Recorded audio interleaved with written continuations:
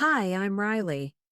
At my sister's graduation ceremony, surrounded by Millbrook's elite families in their designer suits and pearls, my own mother introduced me to her friends as the one who couldn't make it through high school.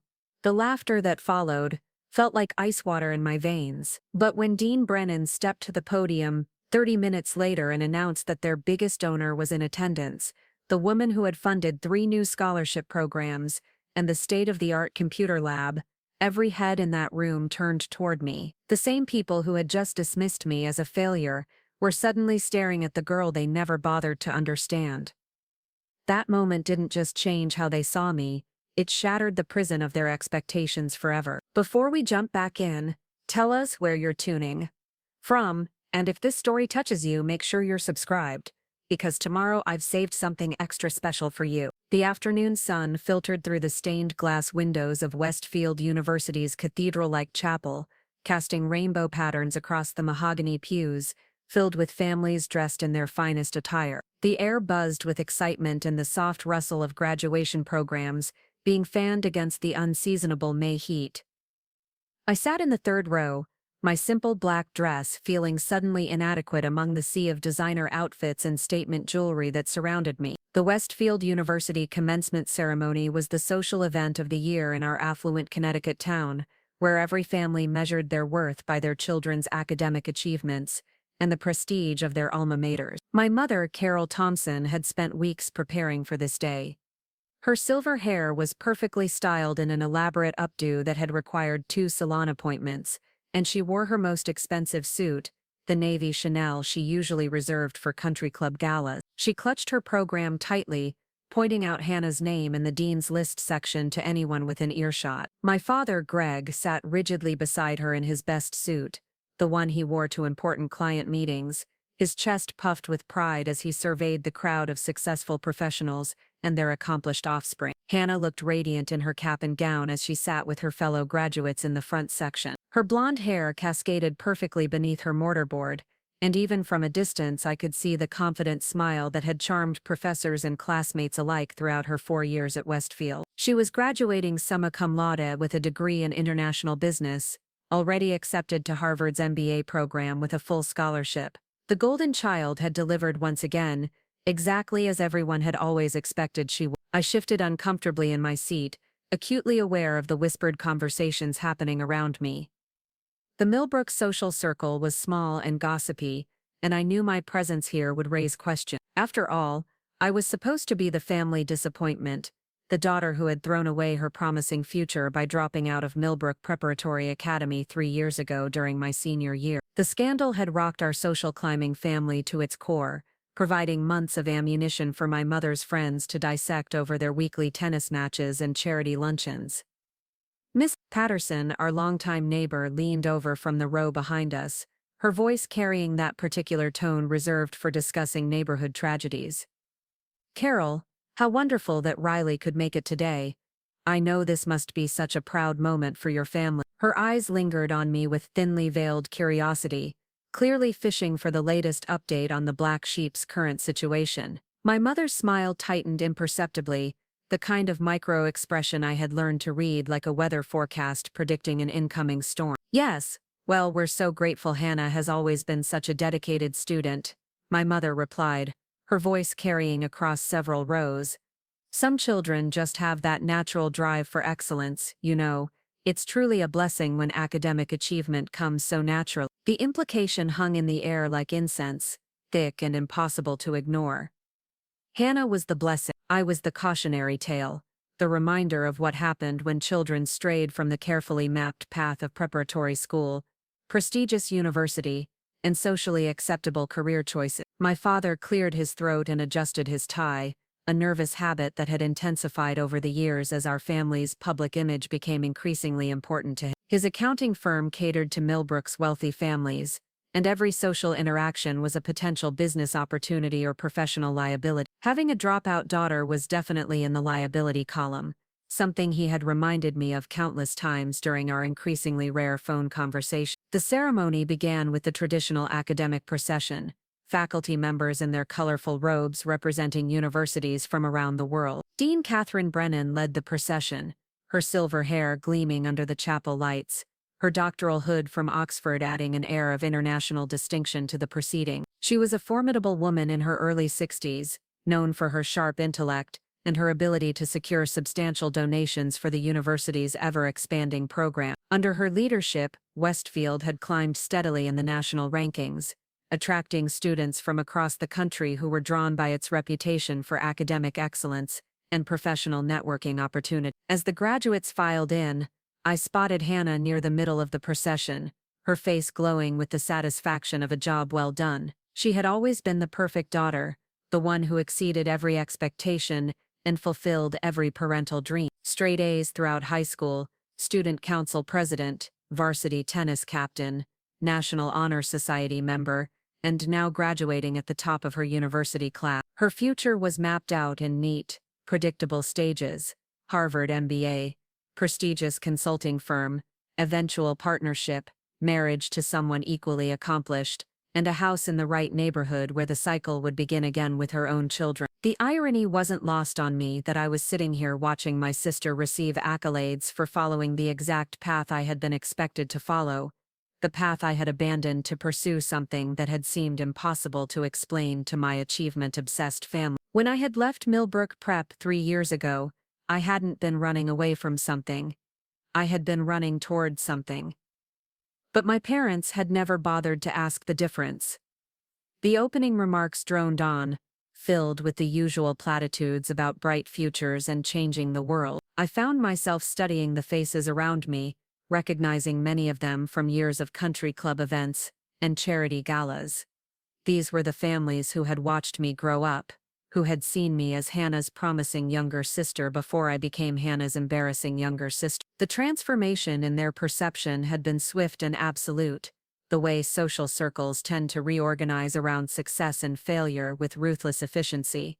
Mrs. Diane Walsh, my mother's sister, sat 2 rows ahead with her husband Kevin and their son Tyler. She had been one of the most vocal critics of my decision to leave school, never missing an opportunity to remind my mother how she had failed to provide proper guidance during my rebellious phase. Tyler, my cousin, had always been different from the rest of the family. He worked as a freelance graphic designer and had never quite fit the conservative mold that our family preferred. He caught my eye and offered a small, sympathetic smile that reminded me that not everyone in my family had written me off completely. Dean Brennan approached the podium for her annual address, and the chapel fell silent with the kind of reverent attention reserved for university presidents and major donors. She was known for her eloquent speeches that somehow managed to be both inspiring and practical, addressing the graduates while also acknowledging the parents whose financial sacrifices had made this day possible. Her voice carried clearly through the chapel's impressive acoustics as she began her remarks about the importance of education and the responsibility that came with privilege. Today we celebrate not just academic achievement, but the courage to pursue knowledge and the wisdom to use that knowledge in service of others, she said, her eyes scanning the audience with the practiced ease of someone accustomed to addressing large crowds. Westfield University has always prided itself on producing graduates who understand that true success is measured not just by personal accomplishment, but by the positive impact we have on our communities and our world. I shifted in my seat again, feeling the weight of my mother's disapproval radiating from beside me. She had made it clear that my presence here was tolerated rather than welcomed, a necessary concession to maintaining family appearance. The silent treatment she had perfected over the past 3 years had evolved into a more sophisticated form of emotional distance, where she acknowledged my existence without actually engaging with who I had become or what I had accomplished outside of her narrow definition of success. The speech continued with stories of notable alumni and their contributions to various fields,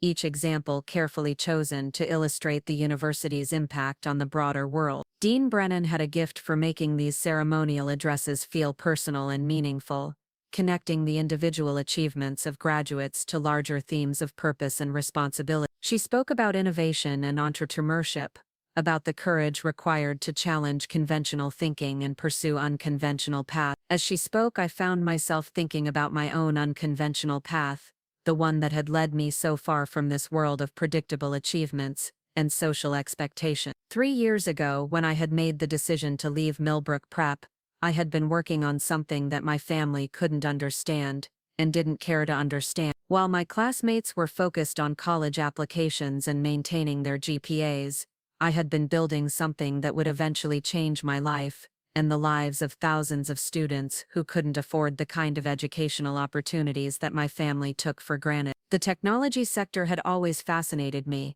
but not in the way that would have been socially acceptable to my parents. Instead of pursuing computer science at a prestigious university, I had been teaching myself programming languages and studying market trends, identifying gaps in educational technology that I thought I could help fill. The idea that had eventually become CloudBridge Solutions had started as a simple observation.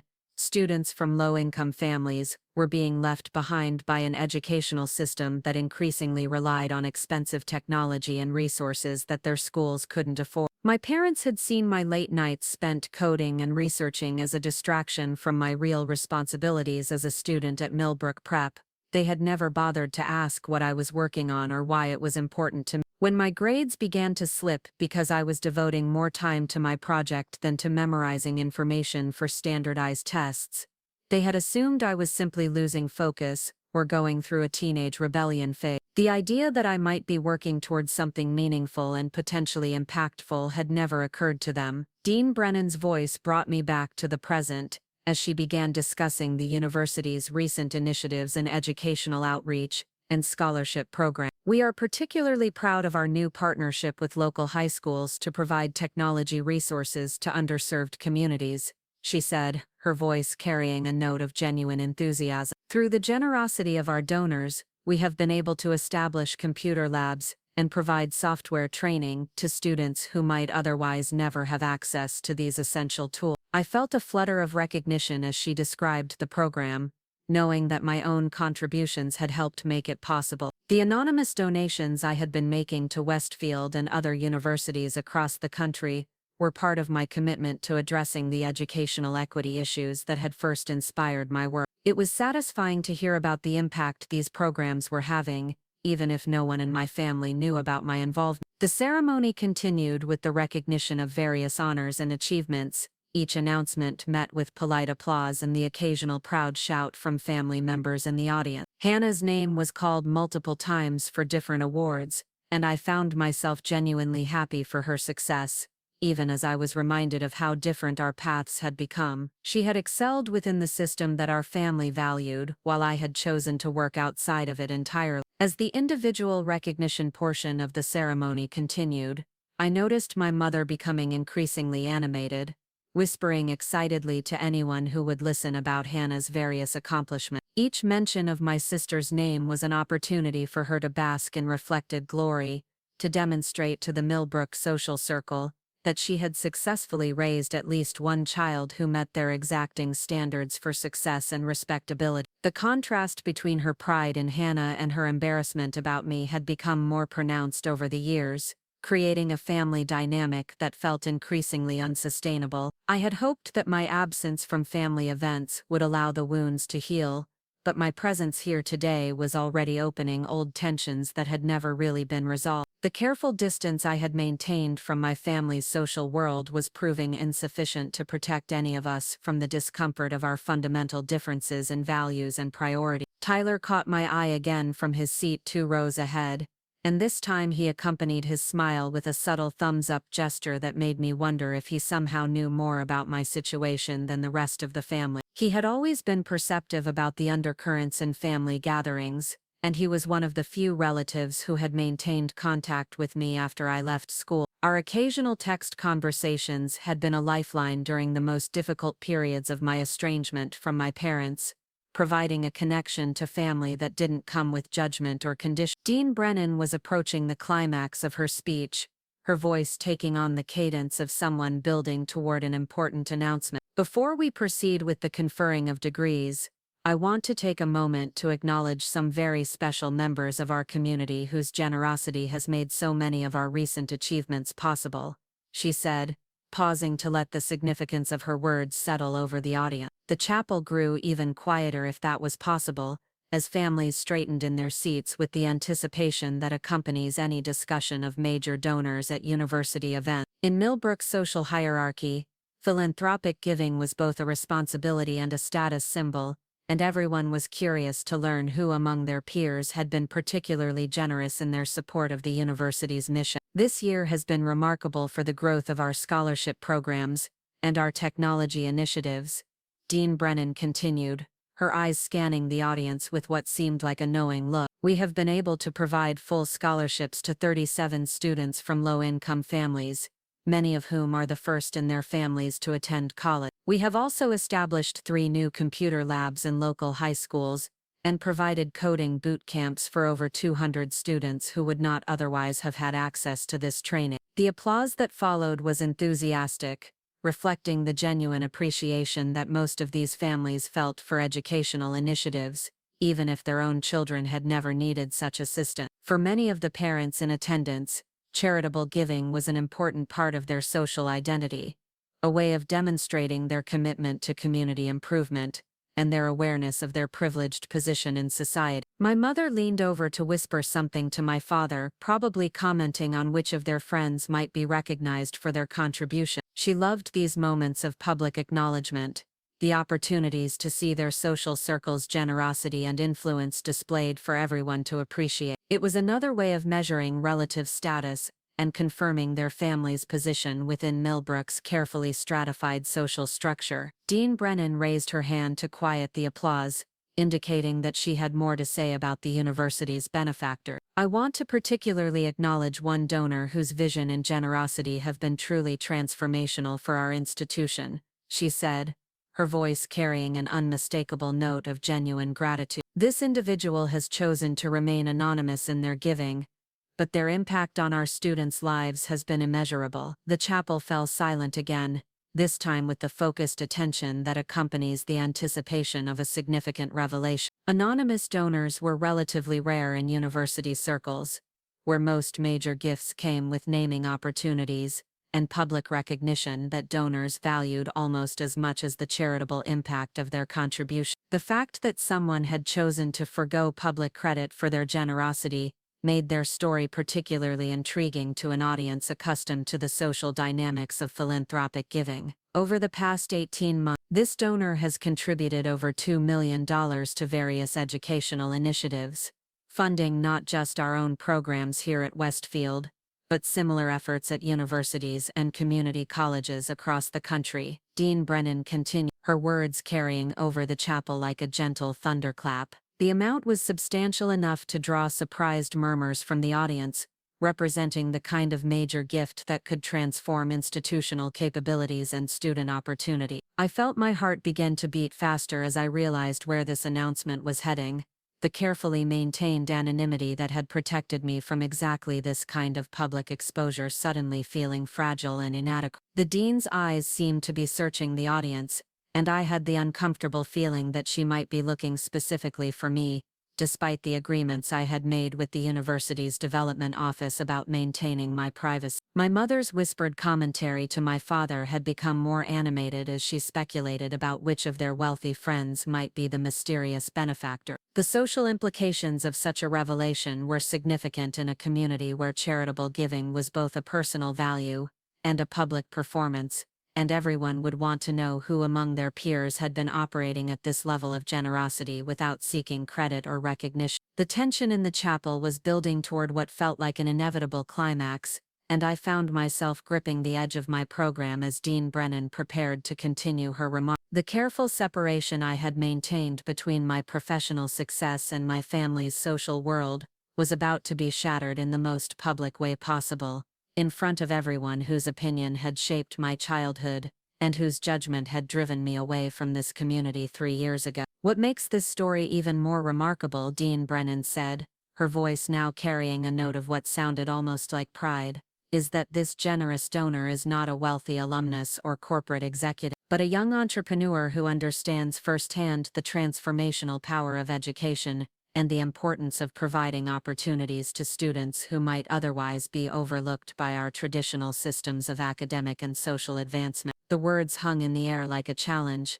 and I felt every muscle in my body tense as Dean Brennan's gaze swept across the chapel with deliberate precision. The murmur of speculation from the audience had grown louder, families leaning toward each other to share theories about who this mysterious young philanthropist might. My mother's voice had risen above a whisper as she dissected the possibilities, with my father completely oblivious to the fact that the answer to her speculation was sitting right beside her. "Greg, it has to be one of the tech families from the East Side," she was saying, her excitement palpable. "You know how those Silicon Valley types like to make dramatic gestures? Probably someone trying to buy their way into our social circle." Her dismissive tone carried the kind of casual elitism that had always made me uncomfortable, the assumption that generosity was merely another form of social climbing rather than genuine concern for educational equity. Preparing and narrating this story took us a lot of time, so if you are enjoying it, subscribe to our channel. It means a lot to us. Now back to the story. My father nodded thoughtfully, his accountant's mind already calculating the tax implications of such a substantial donation. $2 million is serious money, Carol. Whoever this is, they're playing at a completely different level than the usual country club crowd. This kind of giving suggests real wealth, not just comfortable affluence.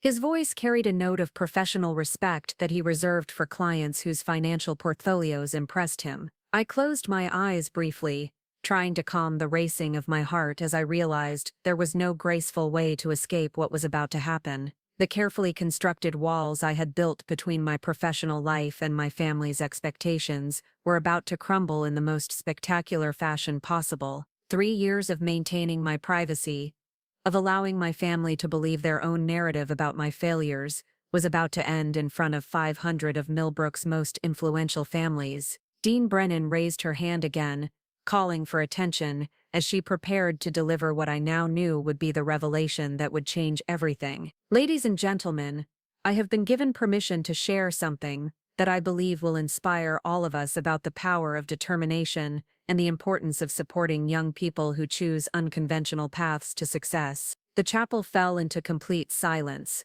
the kind of focused attention that precedes momentous announcements at ceremonial occasions. Even the graduates in the front rows had turned to listen, their own excitement about receiving their diplomas temporarily overshadowed by curiosity about this unexpected addition to the program. Hannah was among those who had twisted in her seat to get a better view of the audience, probably hoping to spot the mystery donor among the familiar faces. 3 years ago, a brilliant young woman made a decision that many people in her life couldn't understand.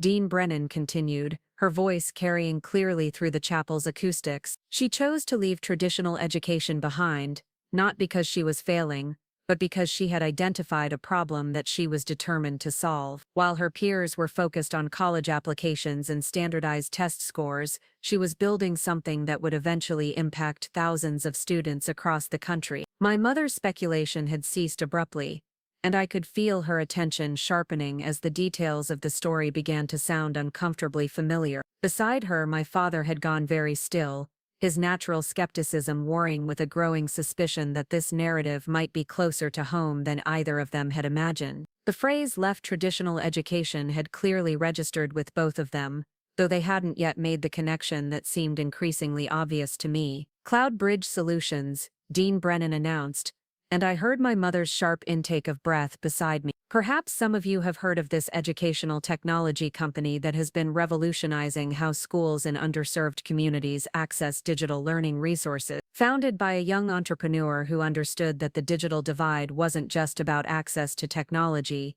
but about access to the kind of high-quality educational software that wealthy schools take for granted. The murmur that rippled through the audience was different now, carrying notes of recognition and surprise. CloudBridge had received significant media attention over the past year as our partnership programs expanded into school districts across New England. Several newspapers had run features about our work, though I had always managed to keep the coverage focused on the company's mission rather than my personal story. The business world knew me as Thompson, the founder and CEO, but few people connected that identity to Riley Thompson, the Millbrook prep school dropout. I could feel my mother's eyes boring into the side of my face, but I kept my gaze fixed straight ahead, watching Dean Brennan with the same focused attention as everyone else in the chapel. My hands were clasped tightly in my lap, the only outward sign of the emotional hurricane that was building inside me as I prepared for the moment when my carefully maintained anonymity would be stripped away. Last year, CloudBridge Solutions was acquired by a major technology corporation for $50 million,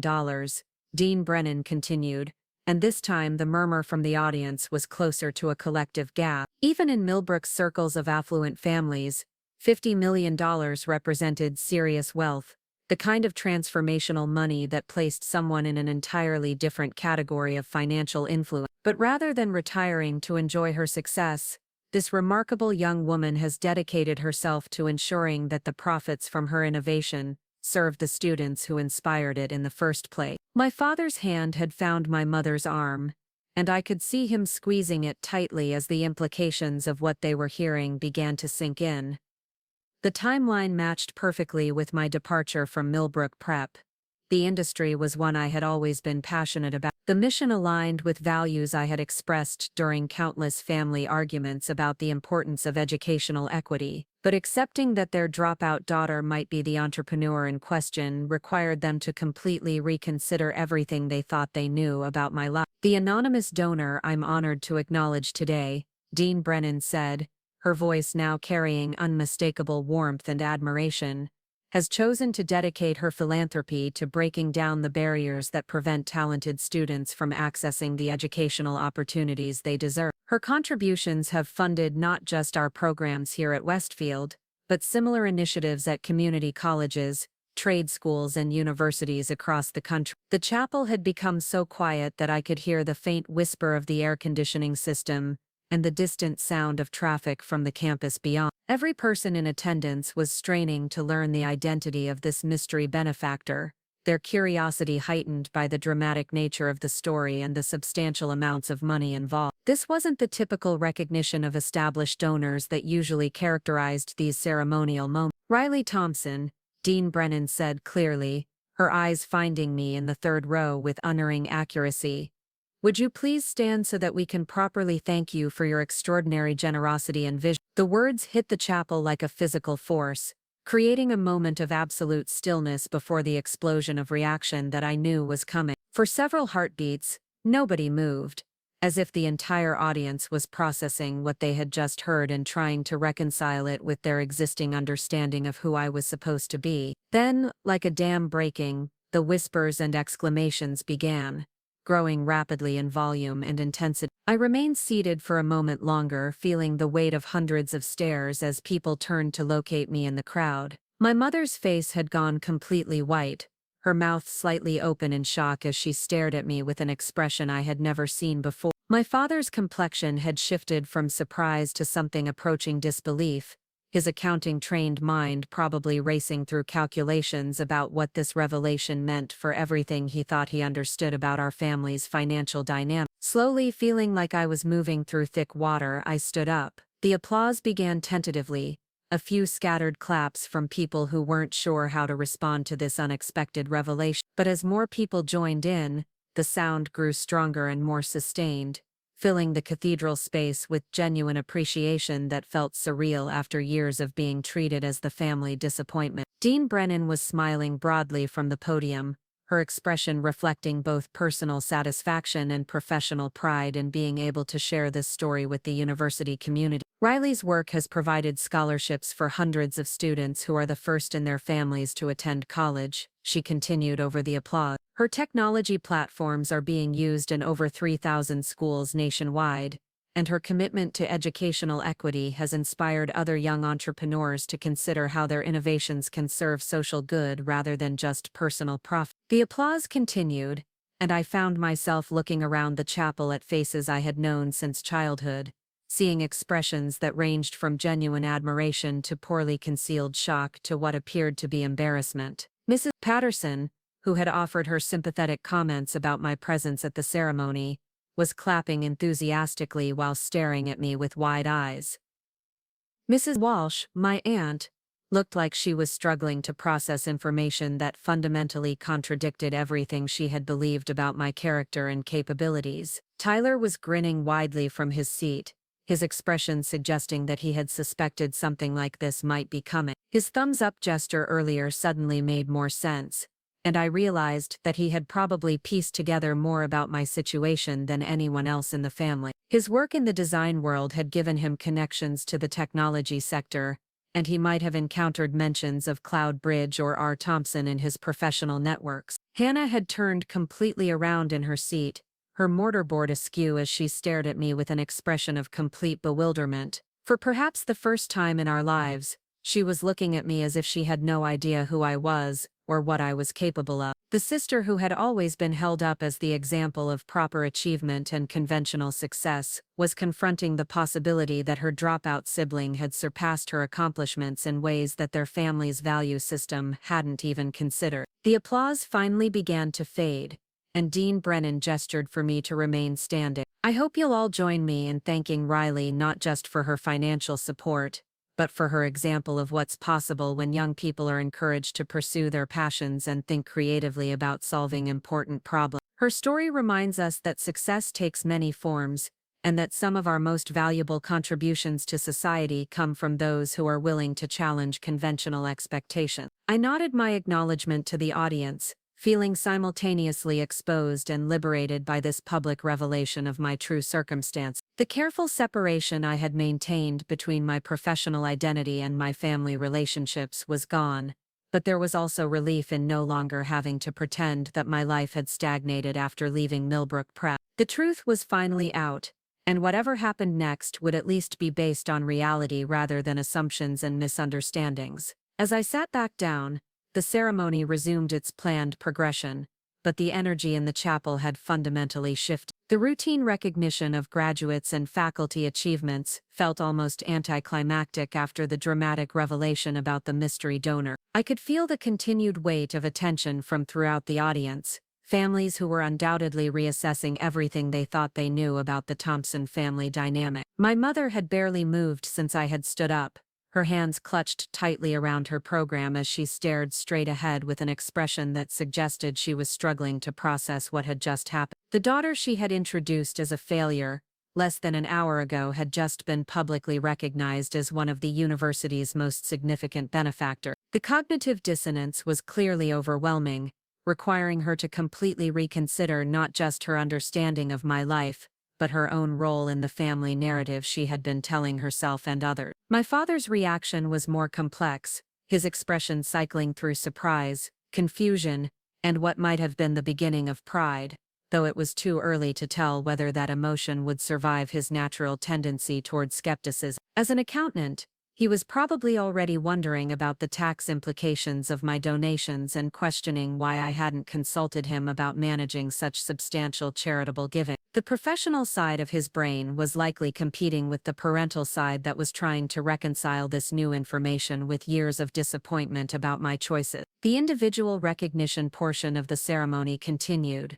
with Hannah's name being called multiple times for various academic honors. Each announcement that would normally have been a highlight of the family's day now felt overshadowed by the revelation about my own achievement. The careful balance of family pride that had been built around Hannah's conventional success was being forced to accommodate a completely different kind of accomplishment that didn't fit neatly into their established frameworks for measuring worth and achievement. When Hannah's name was announced as the recipient of the Dean's Award for Academic Excellence, the applause from our section was enthusiastic but somehow strained. My mother's proud smile looked forced, as if she was trying to maintain her excitement about Hannah's achievements while simultaneously processing the fact that her other daughter had just been revealed as the ceremony's most significant honor. The family dynamics that had been carefully calibrated around one daughter's success and the other's perceived failure were being completely disrupted in real time. Dean Brennan returned to the podium to begin the actual conferring of degrees,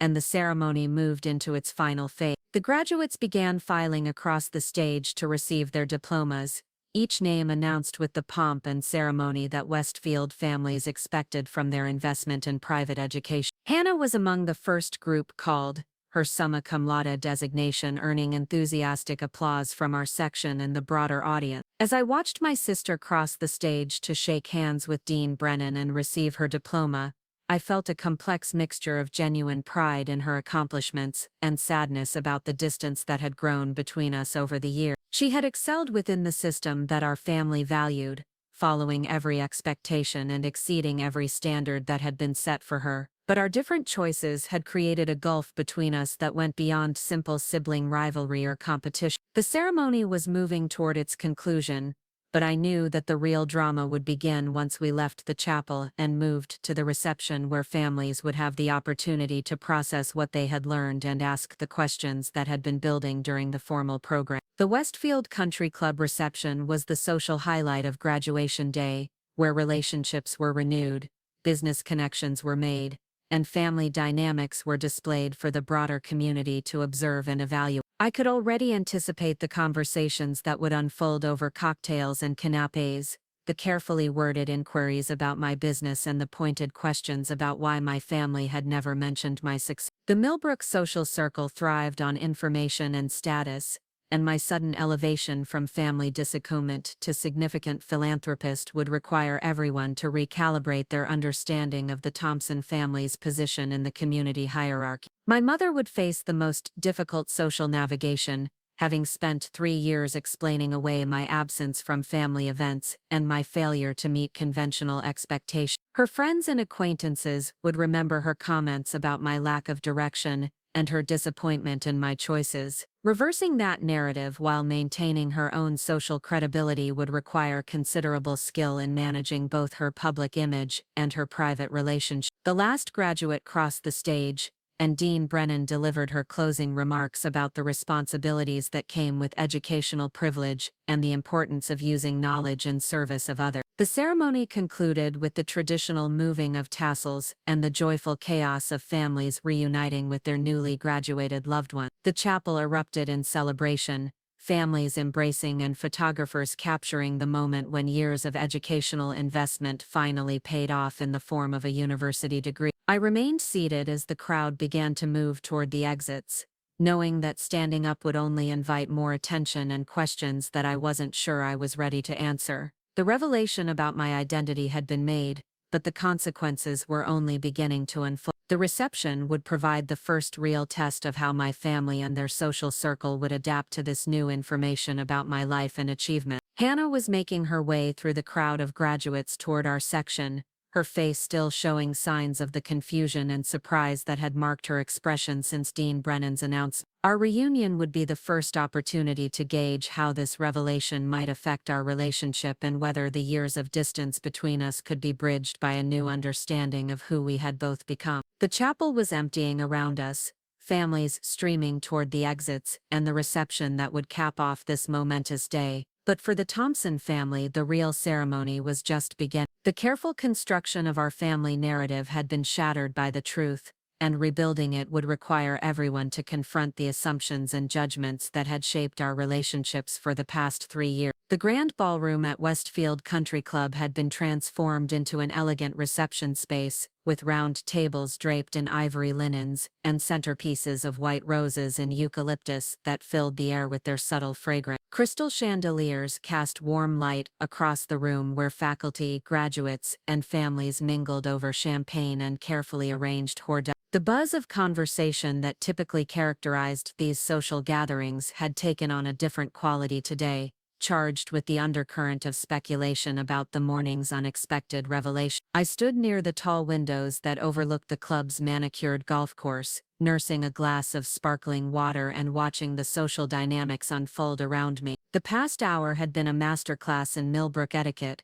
where direct questions were rarely asked but information was gathered through carefully orchestrated casual encounters and seemingly innocent observation. At least a dozen people had found reasons to approach me, their conversations dancing around the topic they really wanted to discuss while maintaining the polite fiction that they were simply catching up with an old family friend. Hannah had finally made her way through the receiving line of congratulations and stood with a small group of her classmates near the center of the room, her diploma displayed proudly in its leather folder. Even from a distance, I could see the tension in her posture as she fielded questions from friends who had clearly heard about the morning's announcement and were curious about her previously unknown sister's dramatic rise to prominence. The easy confidence that had characterized her interactions throughout college had been replaced by a more guarded demeanor as she navigated questions about family relationships she had never had to explain before. My parents had positioned themselves at a table near the dance floor, surrounded by their closest friends from the country club circuit. My mother's ability to maintain social composure under pressure was being tested to its limits as she smiled and nodded through conversations that clearly required her to acknowledge my success while somehow explaining why the family had never mentioned it before. Her responses had become increasingly vague as the afternoon progressed, relying on phrases like "Riley has always been very private about her work," and "we're so proud of both our daughters' different paths to success." The most challenging encounter had come from Margaret Whitfield, the president of the Millbrook Women's Club and my mother's most competitive social rival. Margaret had swept over to our table with the predatory grace of someone who had identified a potential weakness in a longtime adversary's armor. Her congratulations had been effusive and pointed, delivered with the kind of smile that suggested she was enjoying my mother's discomfort more than celebrating my achievements. "Carol, you must be absolutely bursting with pride," Margaret had said, her voice carrying across several nearby tables. "To think that Riley has been quietly building this incredible company while the rest of us assumed she was still finding her way. It just goes to show how little we really know about what goes on behind closed doors, doesn't it?" The barb was expertly delivered, wrapped in congratulations but designed to highlight my mother's failure to properly communicate her daughter's success to their social circle. My father had attempted to redirect the conversation toward more neutral topics, but Margaret was not easily deterred. "I have to admit, Greg, I'm curious about how you managed the transition from having Riley at home to her becoming this successful entrepreneur. Did you provide seed funding for the business?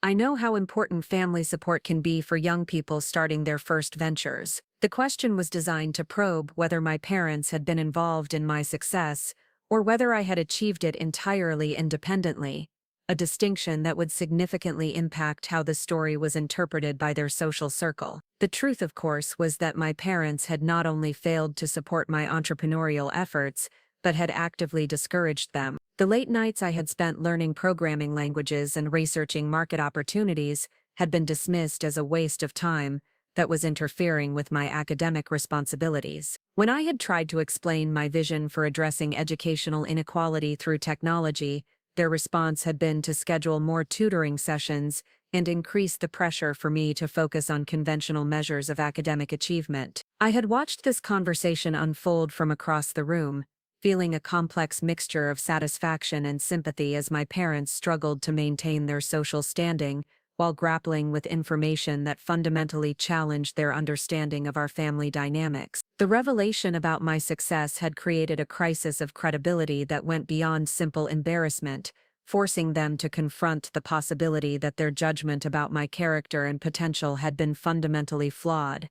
James Hartwell, one of Westfield's most respected professors and my unofficial mentor during the development of Cloudbridge, had been circulating through the reception with the easy confidence of someone who belonged in these academic social settings. He had approached me earlier with genuine warmth and congratulations, his conversation providing a welcome respite from the more complicated interactions with my family's social circle. "Riley, I have to tell you how gratifying it is to see your work receiving the recognition it deserves," he had said, his voice carrying the kind of professional respect that I had rarely experienced in family setting. "The partnership between Cloudbridge and our education department has been transformational for our students' understanding of technology's role in addressing social inequities. Your approach to scaling educational access through strategic partnerships rather than just throwing money at problems shows a sophistication that many established philanthropists never develop." Our conversation had touched on the technical aspects of Cloudbridge's platform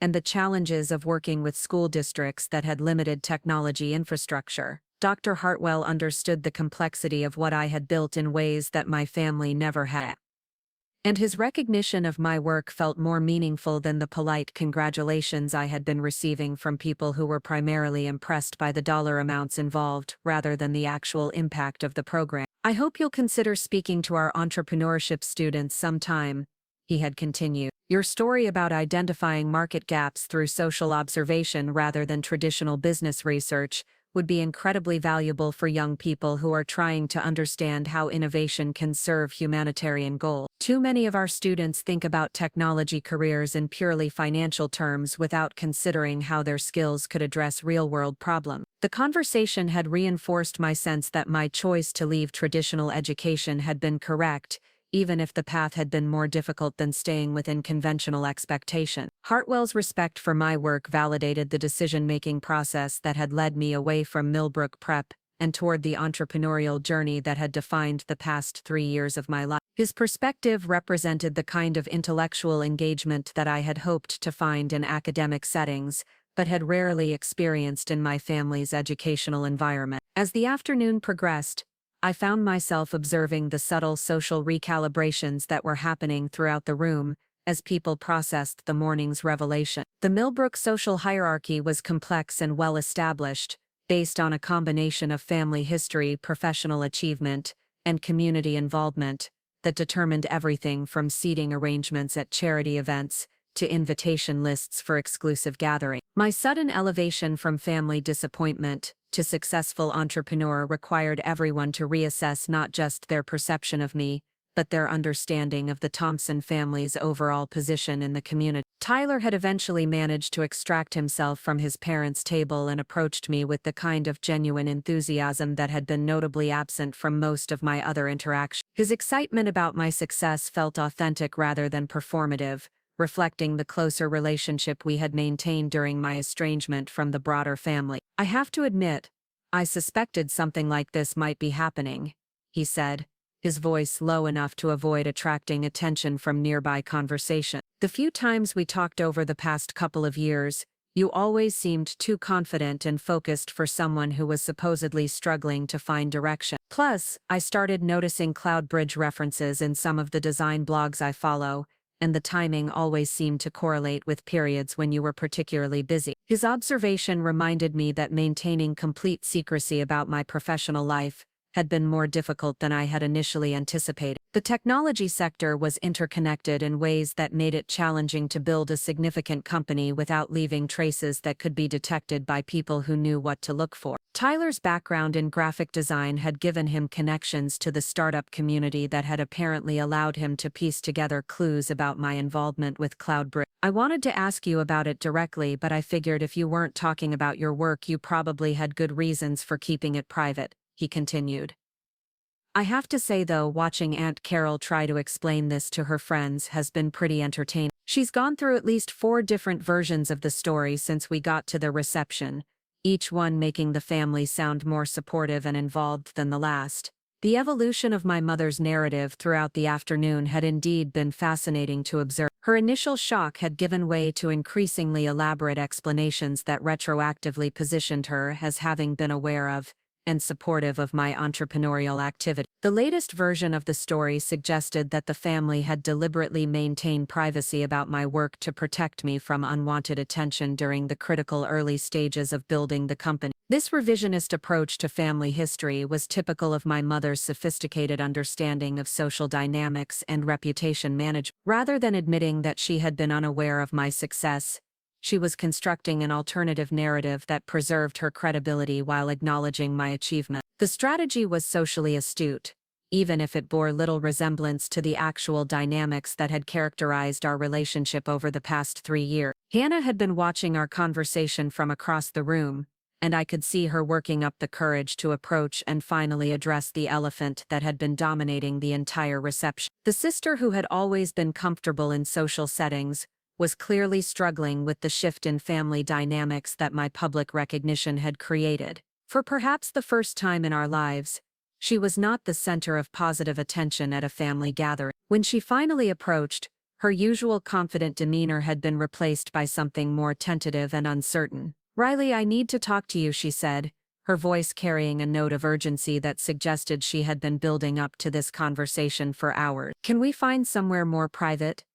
This whole situation is really confusing, and I feel like I don't understand anything about what's been happening with our family." We made our way to a smaller side room that was typically used for intimate dinner parties, away from the main reception crowd. The space was decorated with hunting prints and dark wood paneling that gave it a more masculine atmosphere than the elegant ballroom. Hannah closed the door behind us and leaned against it, her graduation gown making her look younger and more vulnerable than she had appeared during the ceremony. "I don't even know where to start," she began, her voice betraying the emotional strain of the day. "3 years ago, you just disappeared from our lives. Mom and Dad said you were going through a difficult phase and needed space to figure things out. They made it sound like you were struggling with depression or maybe having some kind of breakdown. I tried calling you a few times, but you never responded, so I assumed you needed time to deal with whatever was going on." The pain in her voice was genuine, and I realized that my strategy of maintaining distance from the family had affected her differently than I had anticipated. While my parents had experienced my absence as a relief from conflict and disappointment, Hannah had interpreted it as abandonment and rejection. She had been caught in the middle of family dynamics that she didn't fully understand, receiving filtered information that had shaped her perception of my choices and motivations. "Hannah, I never meant to hurt you specifically," I said, choosing my words carefully. But the situation with Mom and Dad had become impossible. They couldn't accept that I had different ideas about what success looked like, and I couldn't keep pretending to be someone I wasn't just to maintain family peace. "The distance wasn't about rejecting you personally. It was about protecting myself from constant criticism and disappointment." She shook her head, her expression shifting from hurt to confusion. "But why didn't you tell us about the company? Why did you let us believe that you were failing when you were actually building something incredible? Do you have any idea how guilty I felt about my own success when I thought you were struggling? I've spent 3 years feeling like I had to be perfect enough for both of us, because you couldn't handle the pressure." The revelation that she had been carrying guilt about my supposed failure added another layer of complexity to our family dynamics that I hadn't fully considered. Hannah's drive for academic excellence had intensified after my departure, and I was beginning to understand that some of that pressure had come from feeling responsible for compensating for my perceived shortcomings. She had been trying to be the perfect daughter for both of us, a burden that I had inadvertently placed on her by maintaining secrecy about my actual circumstance. "I kept the business private because I needed to prove to myself that I could succeed independently before I dealt with family reactions," I explained. "You know how Mom and Dad respond to anything that doesn't fit their predetermined ideas about appropriate career path. I couldn't risk having them undermine my confidence or try to redirect my efforts towards something more conventional while I was still building the foundation of the company." Hannah's expression suggested she was beginning to understand the impossible position I had found myself in 3 years ago. "But couldn't you have trusted me? I might not have understood all the technical aspects, but I would have supported you. I've always supported you, even when I didn't understand your choices. Having your sister believe in you might have made the whole process less lonely." Her point was valid, and I felt a pang of regret about the collateral damage that my strategy had caused to our relationship. In my focus on protecting myself from parental criticism and social pressure, I had also cut myself off from potentially supportive family connections that might have made the entrepreneurial journey less isolating. Hannah had always been less judgmental than our parents, more willing to accept different approaches to success and happiness. "You're right," I admitted.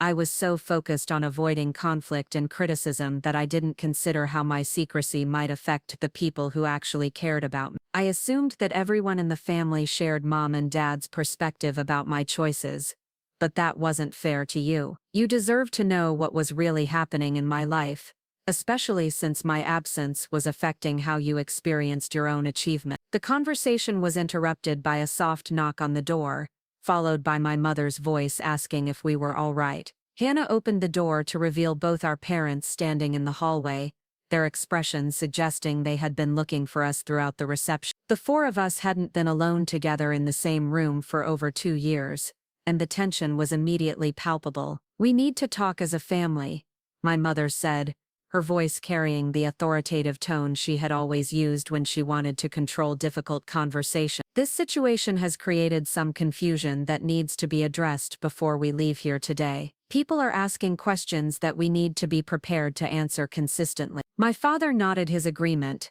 though his expression suggested he was more interested in understanding the practical implications of my success than in addressing emotional family dynamics. "Riley, we need to understand the scope of your business and your financial situation, so we can respond appropriately to inquiries from friends and colleagues. This kind of public recognition comes with social obligations that affect the entire family's reputation." The immediate focus on managing public perception rather than addressing the underlying family issues that had led to our estrangement was typically characteristic of my parents' approach to conflict resolution. They were more concerned with maintaining their social credibility than with understanding why I had felt compelled to hide my achievements from them in the first place. "I think we need to talk about more than just public relations," Hannah interjected, her voice carrying a firmness that surprised all of us. "Riley has been building this incredible company for 3 years, while we all believed she was struggling and directionless. Don't you think we should discuss why she felt like she couldn't share her success with her own family?" My mother's expression tightened at the suggestion that their parenting might be subject to criticism, but she maintained her composure with the skill of someone accustomed to managing difficult social situations. "I think there may have been some misunderstandings about our level of support for Riley's choices," she said carefully. "We've always wanted both our daughters to succeed, even if we haven't always understood the paths they've chosen to pursue." The revision of family history was happening in real time, as my mother attempted to reframe years of conflict and disappointment as mere misunderstandings that could be easily resolved through better communication. The strategy was socially sophisticated but emotionally unsatisfying, avoiding accountability for the specific criticisms and judgments that had made our relationship unsustainable. My father cleared his throat, a signal that he wanted to redirect the conversation toward more practical concern. "Regardless of what happened in the past, we need to focus on moving forward in a way that benefits everyone," he said. "Riley's success reflects well on the family, and we should find ways to leverage that positive association for everyone's benefit. There may be business opportunities or social advantages that we can develop together." The immediate pivot toward extracting benefit from my success rather than addressing the emotional damage that had been caused by years of family conflict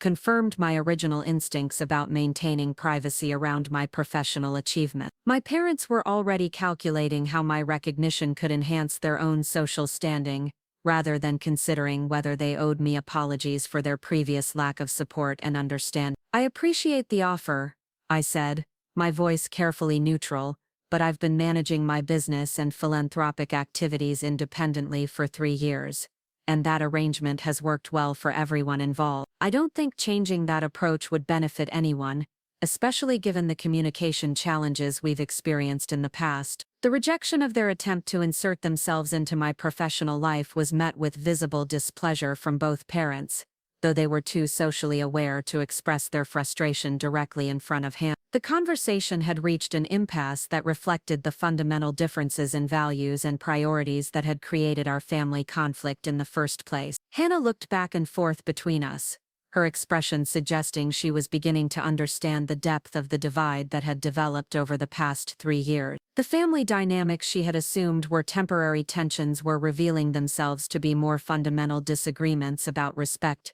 autonomy, and the definition of success that might not be easily resolved through a single conversation. The silence that followed my rejection stretched uncomfortably through the small room, punctuated only by the distant sounds of the reception continuing in the ballroom beyond. My father's jaw had tightened in the way it always did when his suggestions were dismissed, while my mother's carefully maintained composure showed the first cracks of genuine frustration. Hannah stood between us like a mediator in a negotiation that was rapidly deteriorating, her graduation day transformed into an unwanted family therapy session. "Riley, I think you're being unnecessarily difficult about this," my mother said, her voice taking on the sharp edge that had characterized so many of our arguments during my final months at Millbrook Prep. "We're simply trying to understand your situation and find ways to support your continued success. Surely you can appreciate that your achievements reflect on all of us, and we have a responsibility to handle this recognition appropriately." The phrase "handle this recognition" revealed more about her mindset than she probably intended.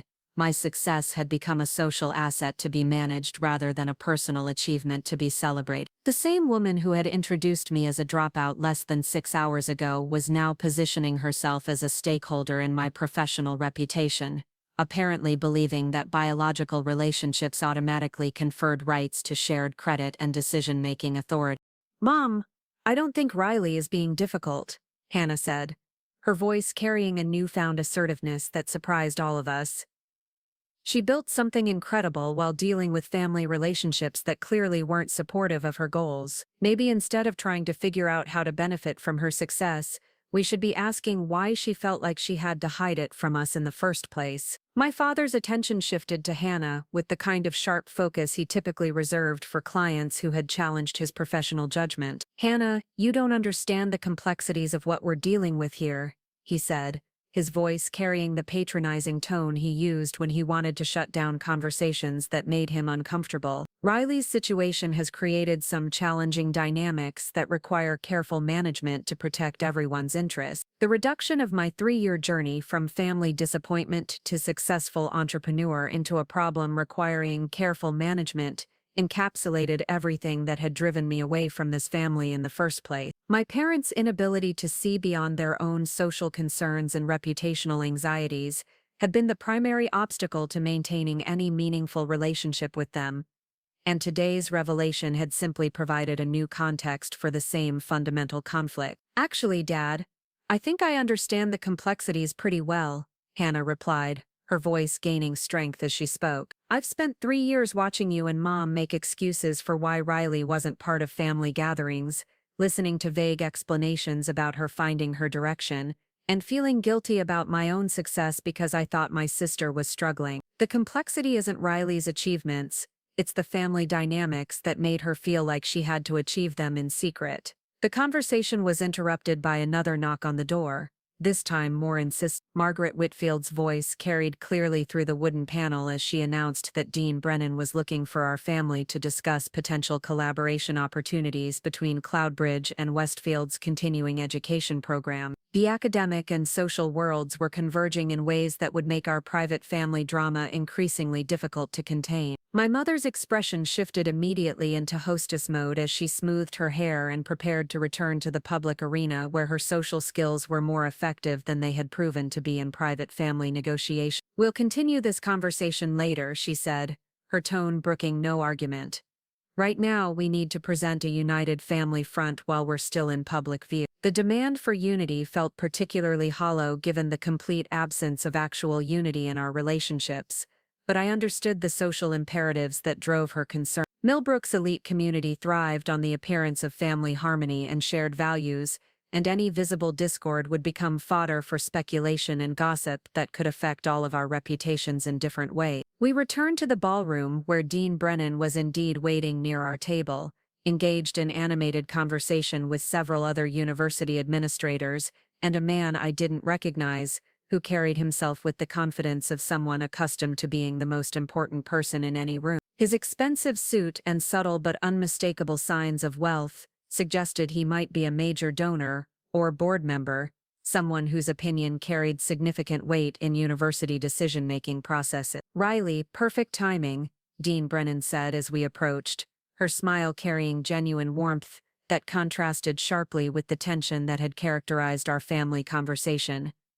"I'd like you to meet Jonathan Mitchell, the chairman of Westfield's Board of Trustees. Jonathan has been very interested in learning more about Cloudbridge's approach to educational partnerships and the possibility of expanding our collaboration beyond the current scholarship program." Jonathan Mitchell extended his hand with the practiced ease of someone accustomed to high-stakes business negotiations, his grip firm and his eye contact direct in the way that suggested he was evaluating me as both a potential partner and a worthy adversary. "Thompson, Dean Brennan has been telling me remarkable things about your company's impact on educational access," he said, his voice carrying the kind of authority that comes from decades of successful deal-making. "I'm curious about your long-term vision for scaling these programs, and whether Westfield might play a more significant role in that expansion." The conversation that followed was the kind of substantive professional discussion that I had rarely experienced in family settings. Focused on technical details about software development,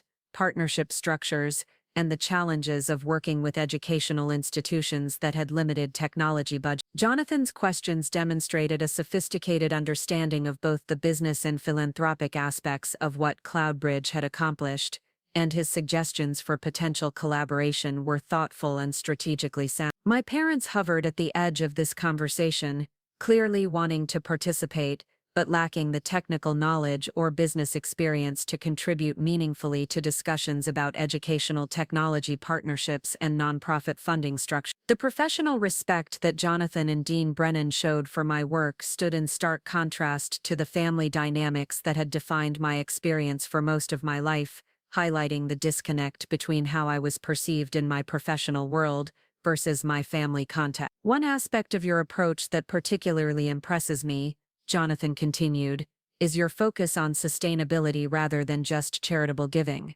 Too many philanthropic initiatives create dependency rather than building capacity for long-term growth. Your model of providing both technology and training while requiring institutional commitments from partner schools creates a framework for lasting impact that goes beyond the initial funding cycle. The conversation was attracting attention from other reception guests who had been curious about the morning's revelation and were now witnessing firsthand the kind of professional relationships that my success had generated. I could see Miss Patterson and several other family friends positioning themselves within listening distance, their expressions reflecting a mixture of genuine interest in the business discussion and social curiosity about how this unexpected development would affect the community's understanding of the Thompson family dynamic. Hannah had been listening to the conversation with the focused attention of someone trying to understand a world that was completely foreign to her previous experience of her sister's capabilities and interests. Her academic excellence had prepared her for many things, but watching her dropout sister discuss multi-million-dollar business partnerships with university trustees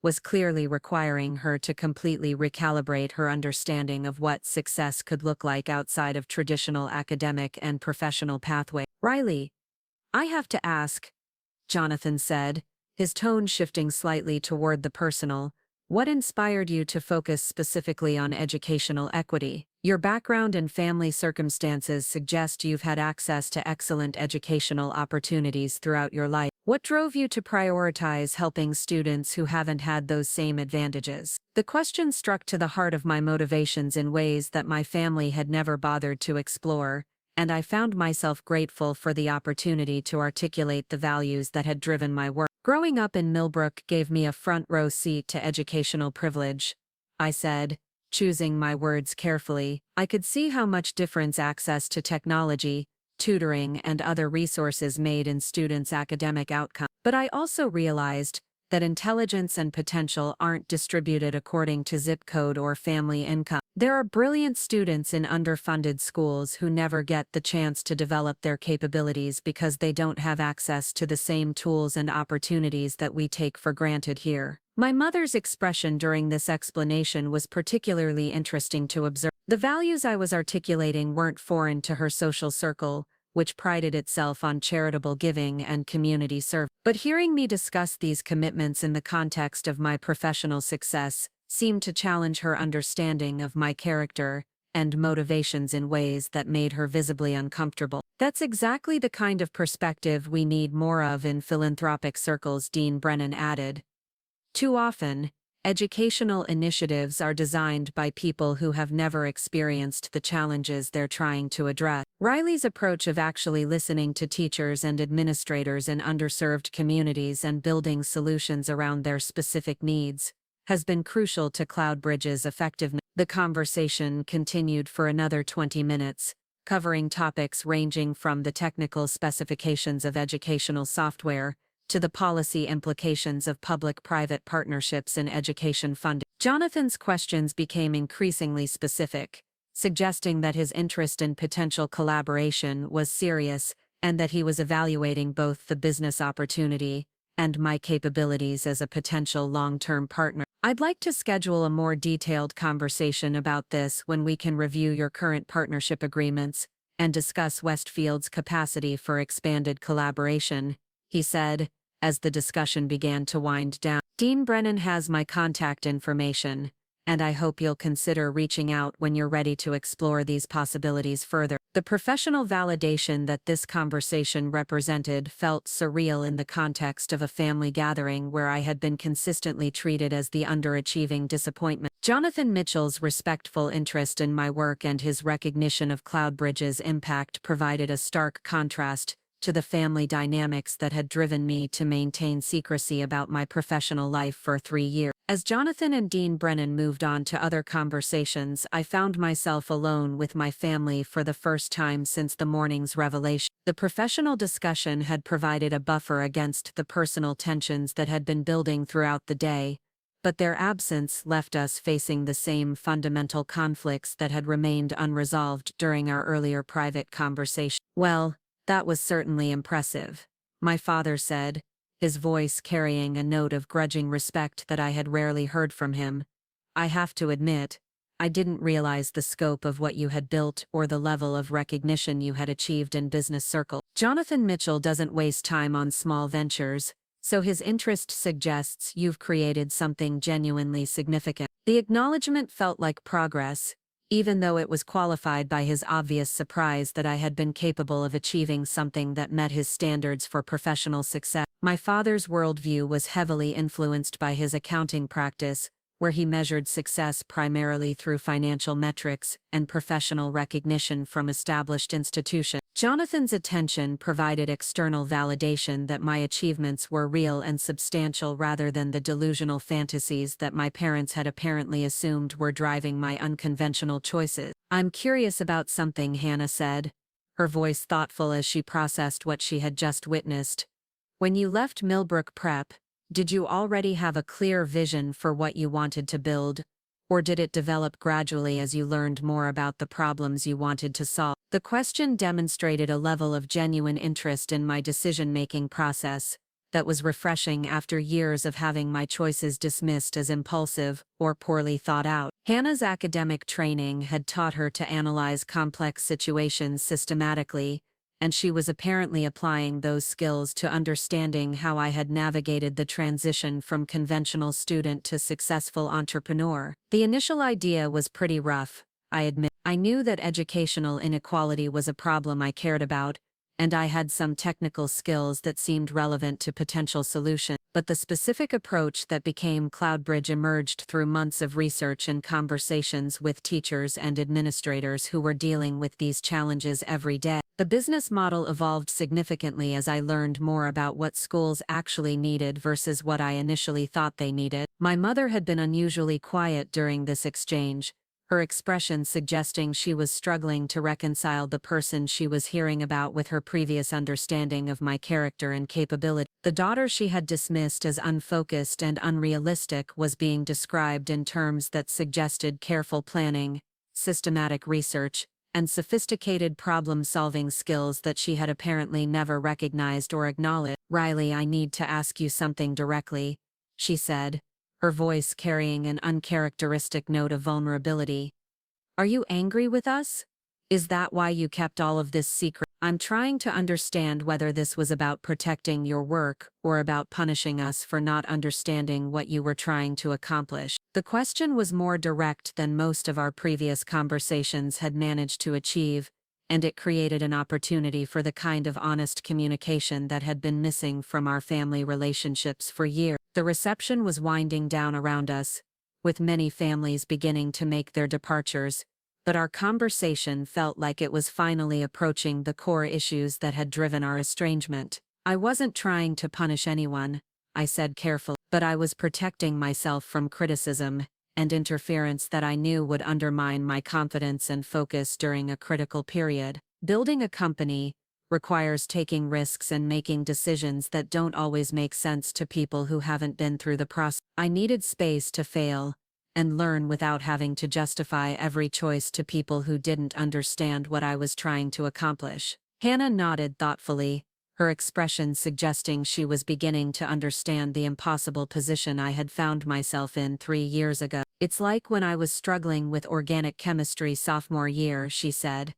"I knew I needed to figure out my own study methods, but everyone kept offering advice that didn't work for how my brain processes information. The more people tried to help, the more confused and frustrated I became. Sometimes you need space to solve problems in your own way. The analogy was surprisingly apt, and it seemed to resonate with both our parents in ways that my previous attempts at explanation had not. Academic challenges were something they understood and respected, and framing my entrepreneurial journey in those terms appeared to make my need for autonomy more comprehensible to them. But surely you could have trusted us enough to share what you were working on, my father said, his voice carrying a note of hurt that I had rarely heard from him. We might not have understood all the technical details, but we could have supported your efforts to build something meaningful. Family should be able to celebrate successes together, even if we don't always understand the path that led to them. The sentiment was touching, but it ignored the reality of how they had responded to my previous attempts to discuss my interests and goals. The same parents who were now expressing willingness to support unconventional career paths had consistently criticized my focus on technology and social issues as distractions from more practical concerns about academic achievement and conventional success markers. Dad, I tried to talk to you about these issues when I was still at Millbrook Prep, I said, my voice carrying the accumulated frustration of years of failed communication attempts. Every time I brought up educational inequality or technology solutions, the response was that I needed to focus on my grades and college applications instead of getting distracted by social causes. When I spent time learning programming, you said it was interfering with my real academic responsibilities. The message I received was that my interests weren't important unless they contributed to conventional measures of success. The accuracy of my recollection was evident in their expressions, as both parents clearly remembered the conversations I was referencing. The criticism they had offered during my final months at Millbrook Prep had been motivated by genuine concern for my academic performance, but it had also communicated a fundamental lack of respect for my judgment and interests that had made honest communication feel impossible. We were worried about your immediate academic situation, my mother said, her voice carrying a defensive edge that suggested she was struggling to acknowledge the impact of their previous responses. Your grades were slipping, and we couldn't understand why you were prioritizing projects that weren't part of your coursework. We thought you were losing focus on the things that would determine your future opportunity. The explanation revealed the core of our disagreement about what constituted appropriate priorities and valuable activity. My parents had been operating from a framework that valued conventional academic achievement above all other considerations, while I had been driven by interests and goals that didn't fit neatly into traditional educational categories. The conflict had been inevitable given our fundamentally different definitions of what mattered most in educational and professional development. Tyler appeared at our table with perfect timing, his presence providing a welcome interruption to a conversation that was beginning to circle back through familiar territory without generating new insights or resolution. His expression suggested he had been monitoring our family dynamics from across the room and had decided that intervention might be helpful. I hate to break up what looks like a serious family discussion, he said, his tone light but his eyes conveying awareness of the tension he was interrupting. But I wanted to catch Riley before everyone starts heading home. I have some questions about Cloudbridge's partnership model that might be relevant to some of the nonprofit work I've been doing with arts education programs. The shift toward professional discussion was a relief after the emotional intensity of our family conversation, and I was grateful for Tyler's diplomatic intervention. His work with nonprofit organizations had given him insights into the challenges of scaling educational programs that made him a genuinely interesting conversation partner.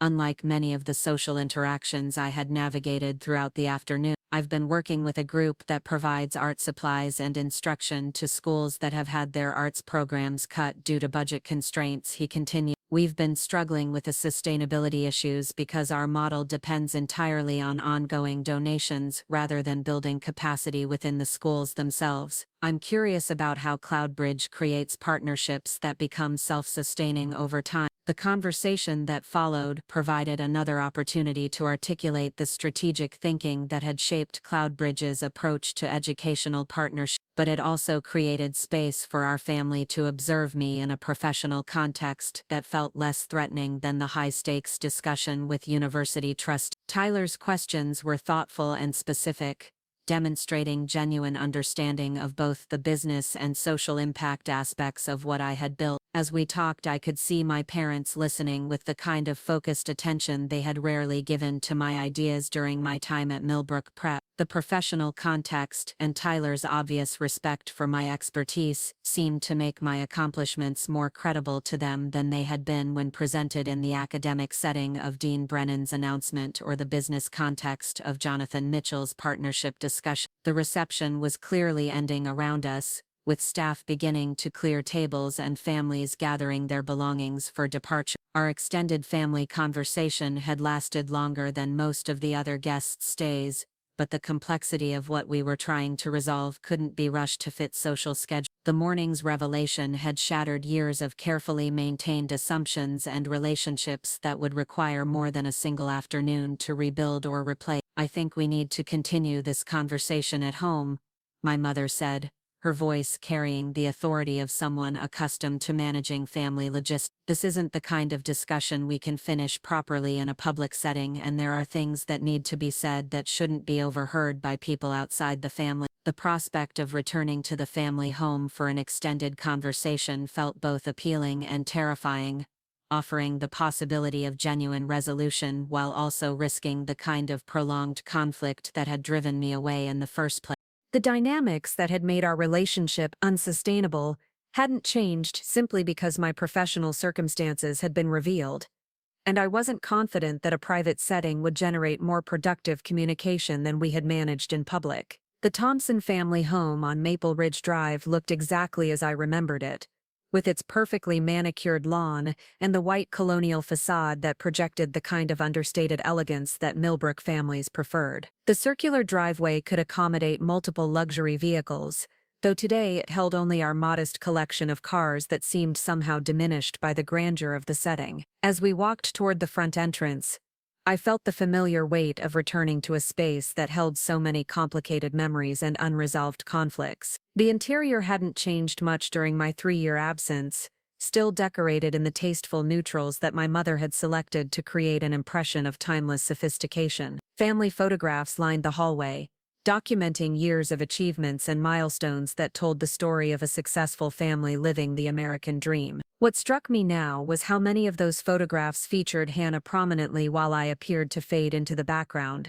a visual representation of family dynamics that had been building long before my departure from Millbrook Prep. We gathered in the living room, a formal space that was typically reserved for entertaining guests rather than family conversations. The choice of venue felt symbolic, suggesting that this discussion would be conducted with the same careful attention to appearances that characterized most of my parents' approach to conflict resolution. Hannah settled into the wingback chair that had always been her preferred spot during family meetings, while my parents took their usual positions on the sofa that faced the fireplace. I remained standing near the window that overlooked the back garden, partially because the distance felt safer and partially because I wanted the option of making a graceful exit if the conversation became too difficult to navigate. The afternoon sun was beginning to fade, casting long shadows across the room that seemed to mirror the emotional complexity of what we were attempting to resolve. "Before we begin," my mother said,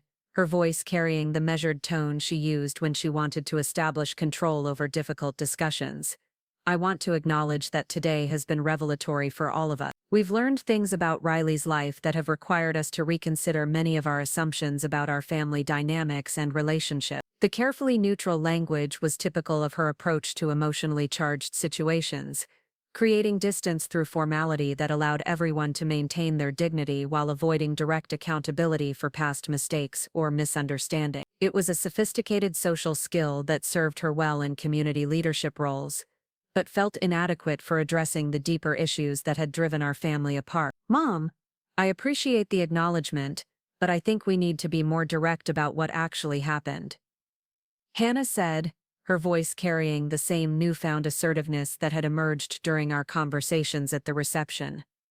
Riley didn't just achieve success that we failed to recognize. She built something incredible while dealing with family relationships that made her feel like she had to hide her accomplishments from the people who should have been her biggest supporter. The directness of Hannah's statement created a moment of uncomfortable silence as everyone processed the implications of what she had said. My parents were clearly struggling with the suggestion that their behavior had been more than just a simple failure of communication.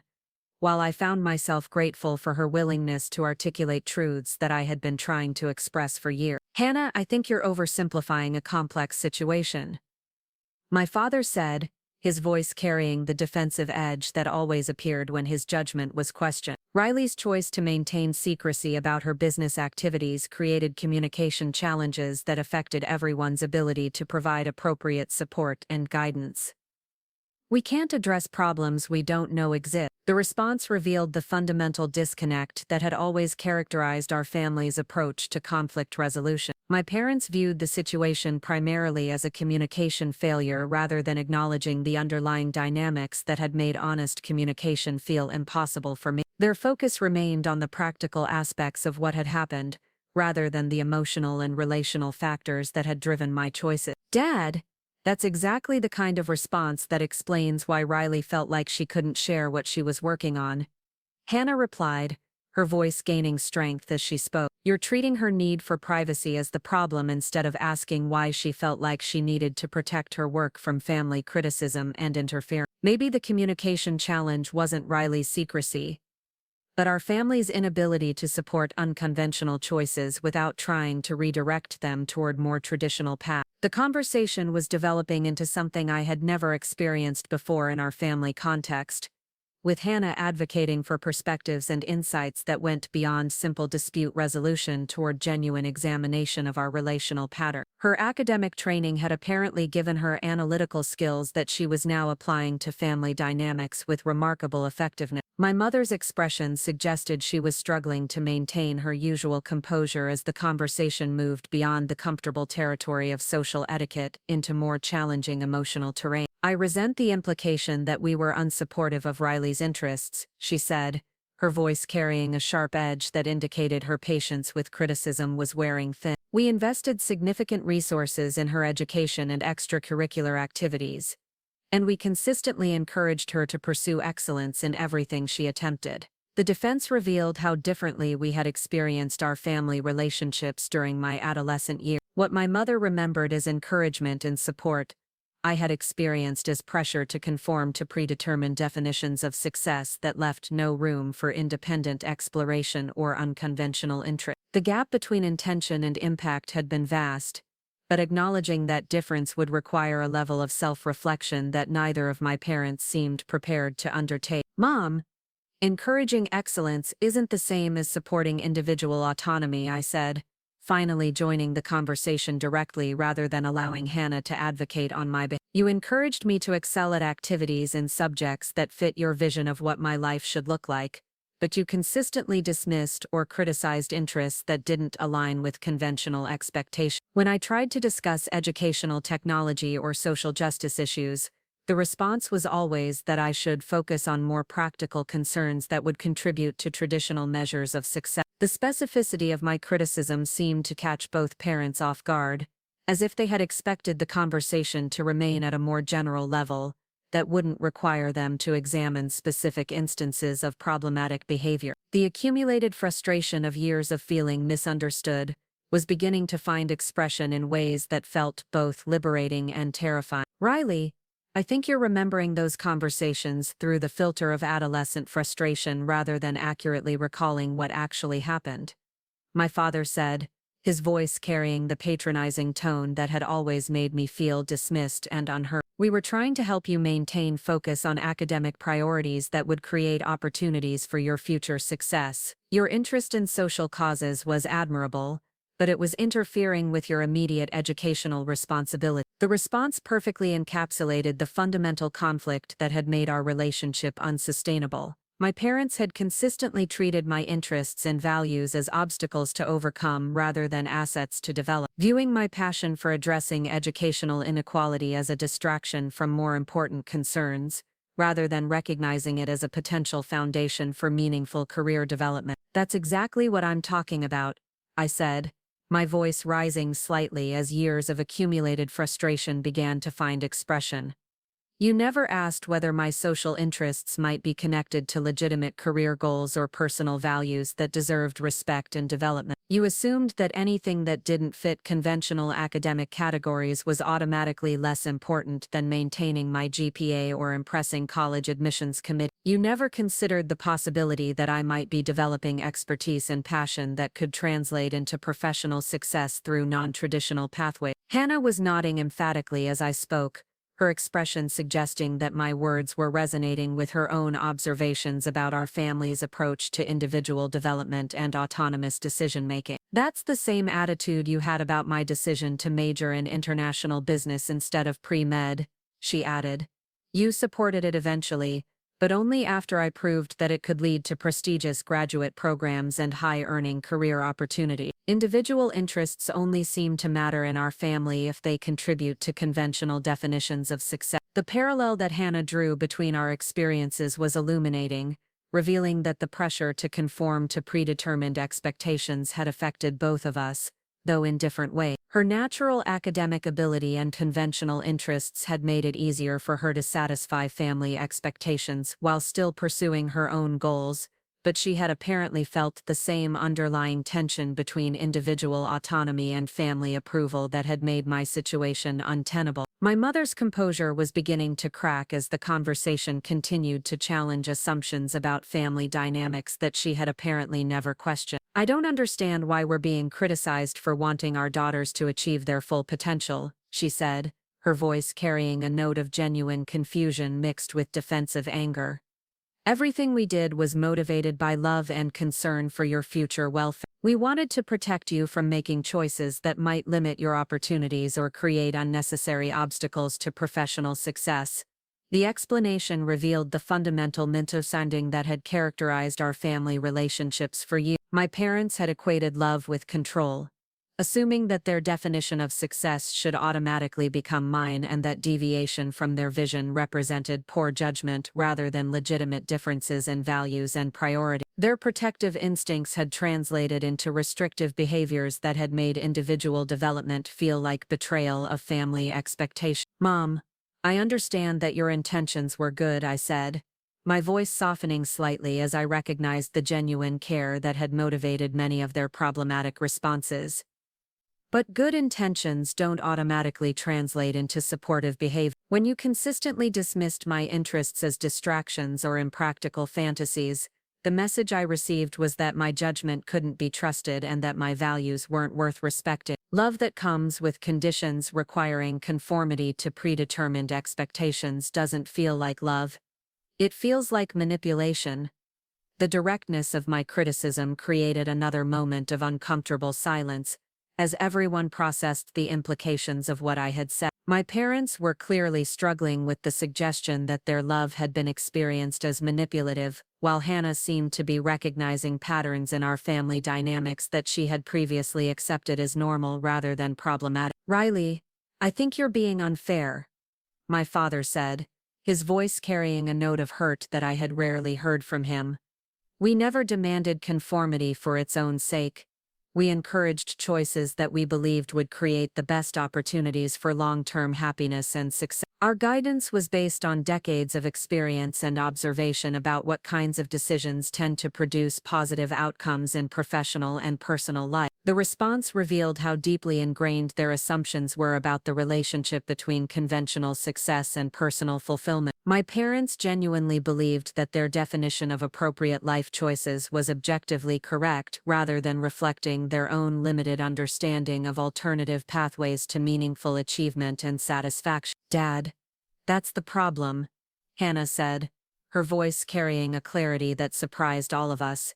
You assumed that your definition of success should automatically become ours without ever asking what might make us happy or fulfilled as individuals. Riley found a way to combine her technical interests with her social values to create something that has genuine impact on thousands of students' lives. That's not just financially successful, it's meaningful in ways that conventional career paths might never have provided for her specific personality and values. The conversation was reaching a level of honesty and mutual understanding that I had never experienced in our family context. Hannah's ability to articulate the broader principles underlying our specific conflicts was creating space for genuine communication that went beyond simple dispute resolution toward actual relationship. My mother was staring out the window toward the garden, her expression suggesting she was wrestling with concepts that challenged fundamental assumptions about parenting and family relationships. "I need to ask you something directly, Riley," she said, her voice carrying a vulnerability that was uncharacteristic of her usual confident demeanor. "Do you think we failed as parents? Is that what all of this comes down to?" The question created an opportunity for the kind of direct accountability that had been missing from our family relationships for years.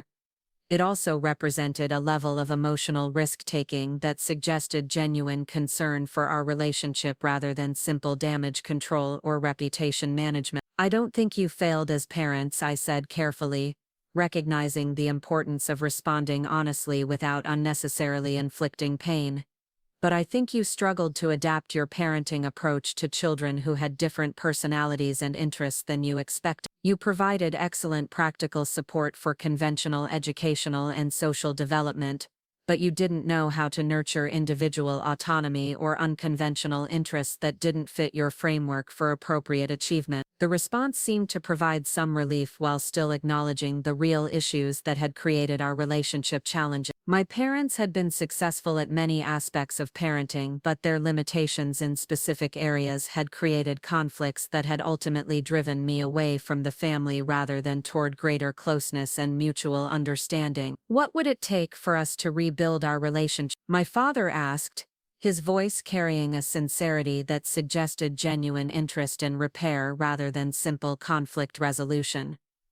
I realize that today has revealed gaps in our understanding that go beyond simple communication problems. If you're willing to work on this, I'd like to understand what changes would be necessary to create a family dynamic that feels supportive rather than restrictive. The question represented more openness to change than I had ever heard from either parent, suggesting that the morning's revelation had created an opportunity for genuine relationship development that might not have been possible under other circumstances. Their recognition that change would be required rather than simple improved communication represented significant progress toward the kind of mutual respect that had been missing from our interaction. "I think it starts with accepting that my definition of success might be different from yours and respecting my judgment about my own life choices," I said, feeling hopeful for the first time in years about the possibility of maintaining meaningful family relationships. "It means asking questions about my work and interests because you're genuinely curious,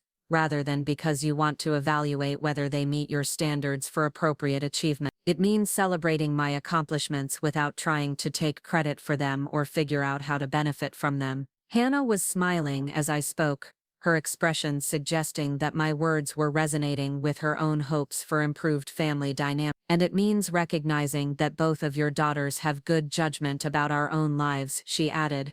"We might make choices that you wouldn't make, but that doesn't automatically mean our choices are wrong or that we need to be redirected toward your preferred alternative." The conversation continued for another hour, covering specific examples of problematic interactions and potential strategies for improved communication. My parents asked thoughtful questions about Cloudbridge's mission and impact, showing genuine interest in understanding my work rather than simply evaluating its financial success or social prestige. Hannah shared insights about her own experience of family pressure and the ways she had learned to navigate expectations while maintaining her individual autonomy. As the afternoon faded into evening, I realized that the relationship repair we were attempting would require ongoing effort and mutual commitment rather than simple resolution through a single comprehensive conversation. But for the first time in years, I felt optimistic about the possibility of maintaining family connections that enhanced rather than diminished my sense of personal fulfillment and professional satisfaction. The ride back to my hotel that evening felt different from any family interaction I had experienced in recent memory. Instead of the exhaustion and frustration that usually followed family gatherings,